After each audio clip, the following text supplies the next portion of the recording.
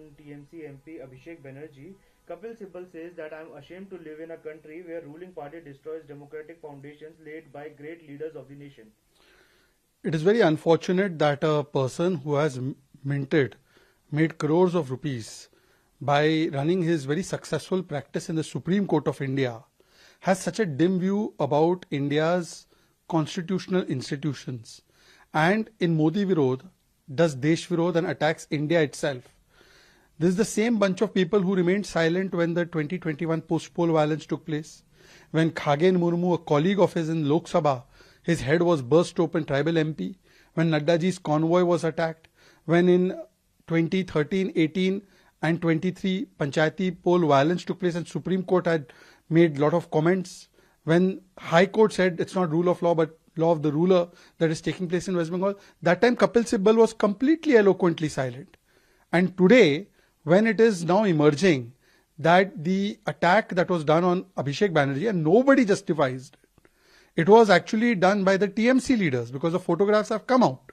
And many TMC MLAs, they are skipping Mamata Banerjee's meeting. And it seems to be an internal fight. Then at that time, you abuse the nation just because you have a problem with the party.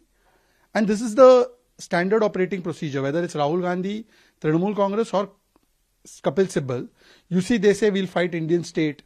They disregard the Indian army in Operation Sindoor. They say democracy is dead, economy is dead. So they take Supari against Bharat because they have problem with BJP.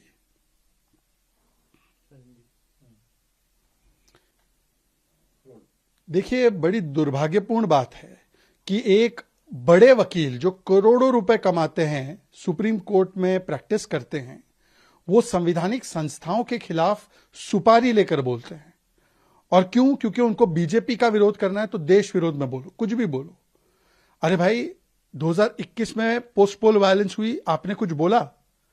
18 हो, 23 हो, पंचायती पोल violence हुआ, supreme court ने उस पर टिप्पणियां की, उस पर कुछ बोला? 300 बीजेपी के कार्यकर्ताओं को मार दिया, बोला कुछ? जिस प्रकार से आरजी कर हो, संदेश खाली हो, नड्डा जी पर हमला हो, खगेन मुर्मू पर हमला हो, कुछ नहीं बोला कपिल सिब्बल जी ने तब क्योंकि टीएमसी वाली पार्टी सरकार में थी. और आज कोई सपोर्ट नहीं करता कि अभिषेक बैनर्जी के साथ अगर किसी ने हैकलिंग की है वो गलत है, नहीं करना चाहिए. एफआईआर भी पुलिस ने दर्ज करवाया और जो अरेस्टेड लोग हैं वो तो टीएमसी के निकले. टीएमसी के अलग अलग विधायक जो है वो उनमें कितना झगड़ा चल रहा है वो सबके सामने इंटरनल फाइटिंग चल रही है.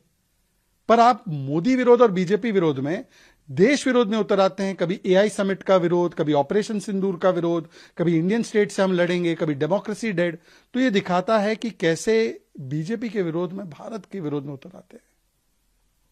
Sir, Karnataka CM designate DK Shivkumar and outgoing CM Siddaramaiah coming to Delhi to meet. Also, there are statements coming from various MLAs who are asking for ministerial posts in the new cabinet. See, one thought that after 3 years of this kaun banega mukhyamantri, at least now stable government will be there in Karnataka. But very first day only, if DK Shivkumar and Siddaramaiah again have to come back to Delhi, and for every decision of Karnataka government they have to come to Delhi, meaning Bengaluru decisions will be taken from Janpath, it shows that they have failed the people of Karnataka completely.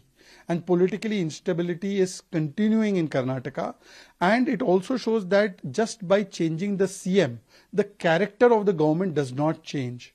Even now it is all about me, myself, satta, chair. Nobody is thinking about people, they are thinking about power. Karnataka is suffering from bad roads, infrastructure problem, waterlogging, from high taxes, high corruption, law and order failure. But no chinta about that even now. It is only about chair. And this we have seen in Himachal, we have seen in Gujarat, in Rajasthan, in Punjab, wherever Congress goes. There they are creating fight for the chair. It is very sad that this state of affairs has taken place. High Command also taking decisions has shown that it is not P for popularity, it is P for paisa power that is calling the shots, and therefore every decision now has to be taken by High Command in Delhi, not by people in Bengaluru. It is a bad state of affairs. In 2028, surely people of Karnataka, they are going to get rid of this political instability. देखिए, दुर्भाग्यपूर्ण बात है कि 3 साल तक कर्नाटका में कौन बनेगा मुख्यमंत्री का खेल खेलने के बाद अब भी पॉलिटिकल इंस्टेबिलिटी है कर्नाटका, और हर निर्णय के लिए बेंगलुरु में नहीं बल्कि दिल्ली में आना पड़ रहा है। कैबिनेट में कौन होगा, दिल्ली में आके डिसाइड करो। क्या फैसला होना है, दिल्ली में आके डिसाइड करो। तो इसका मतलब बेंगलुरु का कोई डिसीजन बेंगलुरु में नहीं लिया जाएगा। और इसीलिए कर्नाटका की जनता जो है वो लगातार त्राहिमाम कर रही है। वहां पे इंफ्रास्ट्रक्चर की समस्या, लॉ एंड ऑर्डर की समस्या, महिलाओं की समस्या, वहां पे जिस प्रकार से high taxes, high corruption, high debt और पूरी तरह से बर्बाद कर दिया कर्नाटका को। और लोग वहां पे नाराज है। उनको लग रहा है कि केवल पावर की चिंता है, पीपल की चिंता नहीं है। 28 में इस इनस्टेबल सरकार को बदलने का निर्णय उन्होंने अभी ले लिया है और बहुत जल्द 28 में ये सरकार बदलने जा रही है। इस प्रकार के निर्णय अगर चलते रहे तो बिहार में राबड़ी देवी को अपना सरकारी आवास खाली करने का नोटिस दिया गया है, जिस पर तेज प्रताप यादव ने नाराजगी जताते हुए कहा है कि पहले नीतीश कुमार, देखिए, पहले चारा चोरी, फिर लैंड फॉर जॉब चोरी, अब सरकारी आवास चोरी। सरकारी आवास जब आवंटित होता है तो वो आपका निजी मकान नहीं बनता, पर कुछ लोगों की सेंस ऑफ एंटाइटलमेंट, परिवारवाद, डायनेस्टिक पॉलिटिक्स और उनकी जो सामंती सोच है, उनको लगता है जनता का माल अपनी जेब में डाल, गौ माता का चारा अपनी जेब में डाल, किसी की जमीन अपनी जेब में डाल। अब वही मानसिकता के साथ आज भी ऑपरेट कर रहे हैं। हाईकोर्ट ने आपको कहा है घर खाली करो, आपको ऑल्टरनेटिव उतना ही बड़ा घर आवंटित कर दिया गया है उसी इलाके में, उसी एरिया में, लगभग कुछ ही दूरी पर। फिर भी आप कहते हैं कि मैं ये घर छोड़ूंगा नहीं, मैं ये घर पे ही कब्जा जमा कर रखूंगा। तो ये जो कब्जा करने वाली माइंडसेट है, जैसे वक्फ कब्जा कर लेता है किसी जमीन को, ये राजनीतिक वक्फ बन चुके हैं।